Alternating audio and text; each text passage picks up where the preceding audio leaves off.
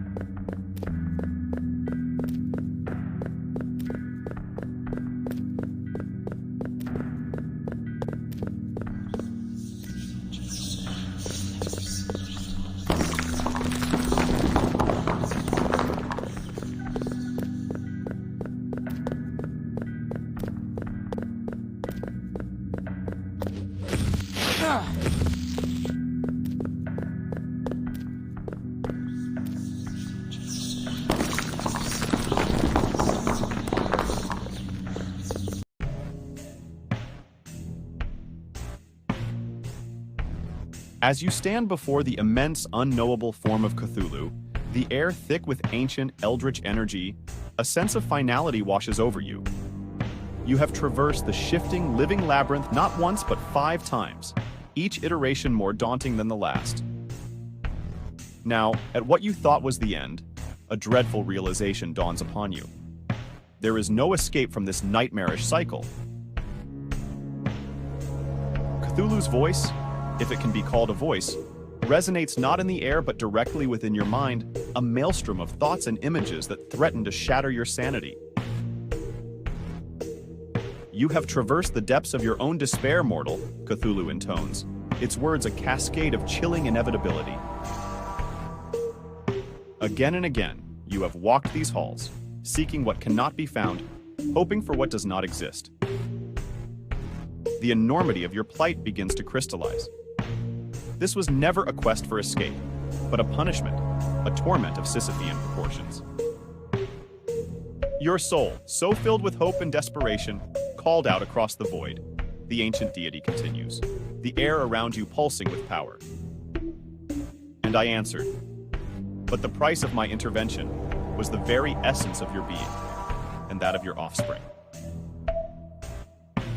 A wave of grief crashes over you, more profound than any you felt before. The child you sought to save, the innocent for whom you'd bargained everything, was lost from the start. The cycle must continue, for such is the nature of your torment, Cthulhu declares, an edge of finality in its tone. Your memory will fade, and you will begin anew, forever chasing salvation in this maze of despair. As the last word echoes in the recesses of your mind, you feel the memories of your journey, of your child, your quest, your repeated failures, begin to slip away like sand through your fingers. The dungeon around you fades to darkness, and you're left with a sense of falling, of being pulled back to the very beginning of your nightmare. And then there is nothing. A blank slate. You awaken in a cold, dark place, the details of your past obscured by an impenetrable fog. Ahead of you lies the dungeon, its corridors twisting into the unknown. An inexplicable pull urges you forward, into the depths, as a whisper, barely audible, fills the air. Find me. Save us.